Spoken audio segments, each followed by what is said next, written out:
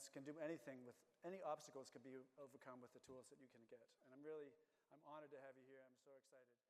Juna wants to speak to us about one of her passions, which of course is music, and how Braille has helped to become the fine, talented musician that she is today. So thank you very much.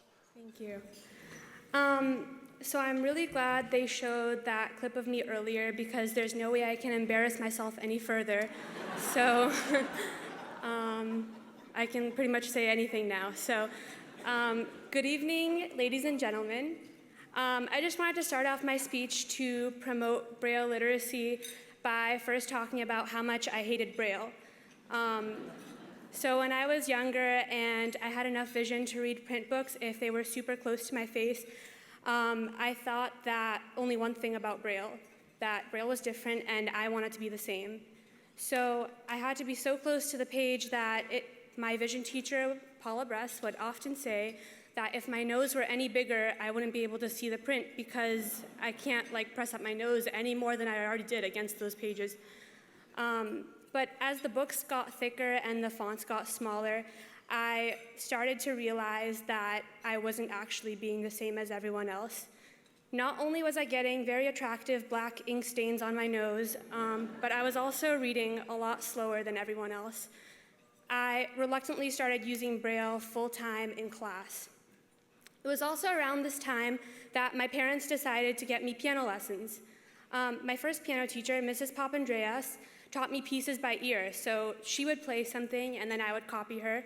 And for a long time, I thought that that was the only way that I would ever learn music. And it was only in 4th grade that I actually was introduced to Braille music. So in our music class, we would tap rhythms out that were written on worksheets. So everybody would get a worksheet, and then we would all have to tap them individually. And my music teacher, Mr. Grizzard, found out that there was such a thing as Braille music. And so he did something that most people wouldn't do. He learned the code for Braille music and downloaded software, and on his own translated the music for me so I had it in class. And I was able to get the worksheets just like everybody else, and because of my 2 years of already playing piano, I was able to show off all the time to my class, which was my favorite part, of course. And meanwhile, the lessons with Mrs. Papandreas continued, and they had become a haze of a really hot living room, a ratty upright piano, and very, very, very boring pieces. And I didn't really practice, and I never really had to, because the songs were so easy and we went so slowly.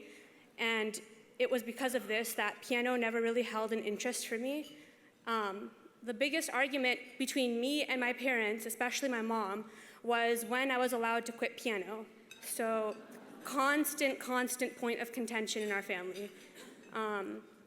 And since Mrs. Papandreas didn't really show an interest in Braille music, my mom decided to take me to a conservatory in Cambridge to find a new teacher. And when I was first auditioned there, many teachers refused to teach me because apparently those years with Mrs. Papandreas hadn't exactly been as progressive as I thought they were, and I guess I wasn't really as good as I thought I was when I was 10. And they were thinking, how could they teach me when they couldn't give me the music that they gave to all their other students? And there was only one teacher who said yes, and her name was Linda. And Linda's greatest gift was that she brought meaning to music that had been utterly lacking before. And at first, lessons with her were a psychological torture, as all lessons with a good teacher are. And I had to order all my music in Braille at Linda's orders, and my mom was forbade from helping me, which she often disobeyed, but still, she was forbade. And whenever I would play a note wrong, Linda said that the foreboding words, check the score, which meant I had to go through all the pages of Braille and find out what note I had played wrong. And it took so long, and it was horrible. And it started to get associated in my head with, it's like one of those dun-dun-dun moments, because she would say, check the score, and in my mind, bum, bum, bum was what I thought every time. And most of the time, I knew my mistake, and I knew what the note was supposed to be, but I still had to check it, even if I knew the right note. But for the first time in my life, I did not have to rely on Mrs. Papandreas' playing, or on my memory, or on recordings, and I only had to rely on myself. And the actual process of learning Braille music can seem kind of daunting in the beginning because I was not endowed with 4 arms.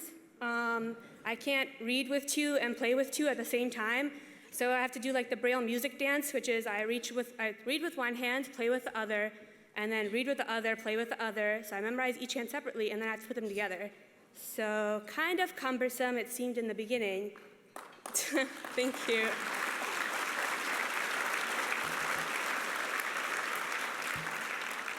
So it seemed like in the beginning I was like, this is so stupid. Like it seemed to me the same as me reading Braille books at school, and I was slower than everybody in the beginning because I had just started, and I thought that Braille music was hindering me. And it was only later that I realized Braille did exactly the opposite. It only serves to give me an equal opportunity as everyone else to have the same access to materials. So it's easy to learn music by ear, which a lot of people do, or to just sit in chorus and listen to the other sopranos sing, and then I can just sing what they sing, or to sit in band and listen to the other flutes and then just copy, which I thought was okay for a long time. But even if you can get by this way, it's a fact that you are not having the equal authority that everyone else has with the music in front of them. So without being able to read music, I wouldn't know where to start when the teacher said something like, let's start at measure 10, or I wouldn't be able to complete my solfege exams in theory, or see the dynamic details that everyone else saw. And Braille in school had helped me to keep up academically and gave my nose a break from being squished into oblivion.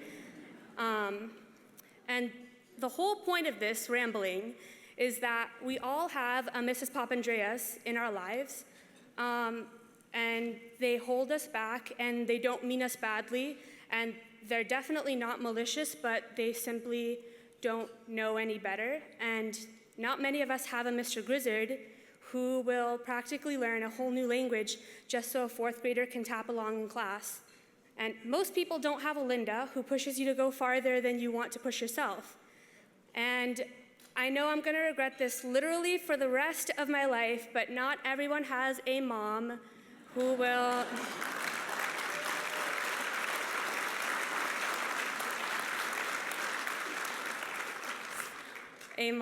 not let them quit even after they beg, oftentimes with tears to do so, and a mom who stays up late reading out loud notes to be brailled, and when constantly rearranges her schedule to drive me to lessons and concerts and rehearsals, and paid for classes that I would only ever complain about. And I say I'm going to regret this because this is literally like handing her, metaphorically, the golden key to the vault of gloating rights from now to eternity. So,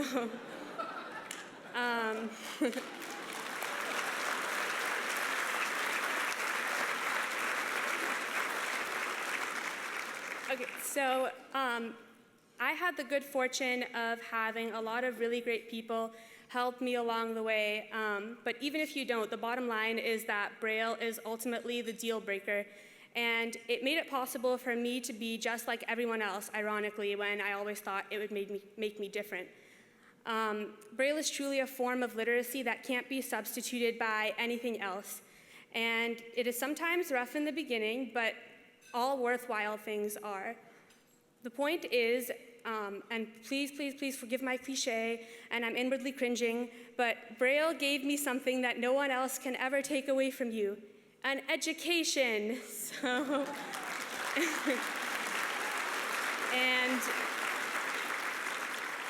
this is arguably the most important thing that you get in your life, and I think I said something to this effect a little while ago.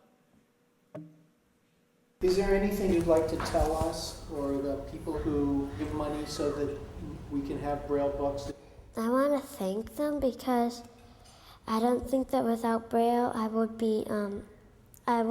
have an education, which is the most important thing that you have. Thank you. Thank you so much.